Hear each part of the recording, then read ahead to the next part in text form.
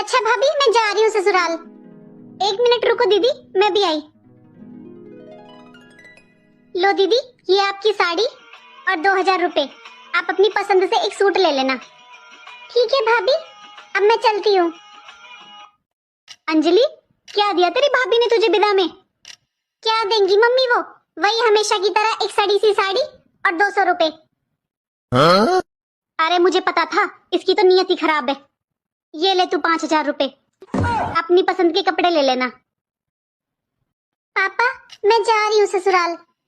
अच्छा बेटा, बेटा तूने कुछ ले लिया? तेरी मम्मी ने, भाई ने तुझे कुछ दिया है? हाँ जी, दिए हैं ना, तुम्हारी बहू ने 100 रुपए मेरी बेटी को। बस 100 रुपए?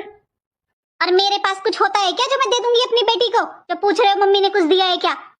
ले बेटा 10,000 रुपए, अपनी पसंद से कुछ ले लेना। ठीक है पापा, अब मैं चलती हूँ।